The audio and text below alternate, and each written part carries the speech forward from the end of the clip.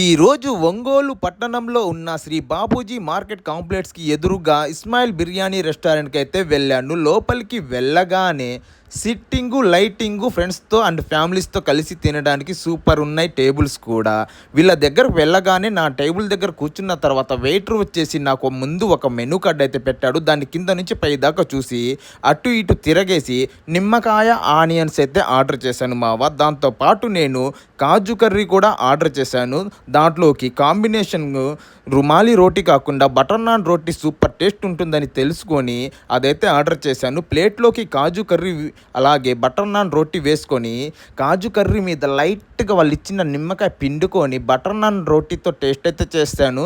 Taste అదరహో అనిపించింది. ఎవరైనా సరే ఫస్ట్ అక్కడికి వెళ్ళగానే దీన్ని కంపల్సరీగా ట్రై అయితే చెయ్యండి. టేస్ట్ మావాడు కూడా తిని సూపర్ అంటే సూపర్ ఉందని మొత్తం లాగించేశాడు. వీళ్ళ దగ్గర బిర్యానీలోకి వీళ్ళు పెరుగు రైతా, గోంగూర పచ్చడి, దాల్చా అయితే ఇస్తున్నారు.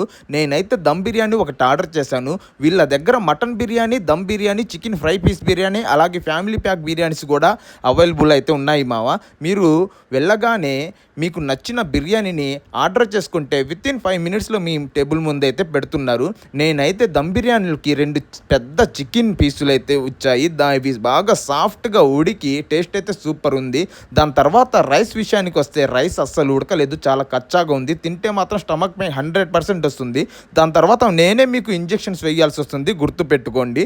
వీళ్ళ దగ్గరికి వెళ్ళిన తర్వాత ఆ బిర్యానీని ఎలాగోలాగా లాగించి వాళ్ళు ఇచ్చిన ఫింగర్ బౌల్లో చేతులైతే కడుక్కొని బిల్ అయితే సమర్పించుకొని అయితే వాళ్ళు లాస్ట్లో పెట్టిన టూత్ పిక్ అండ్ సోంపు తీసుకొని బయటికి అయితే వచ్చేసాను. మీరైతే మన ఛానల్ని సబ్స్క్రైబ్ అయితే చేసుకోండి మావా.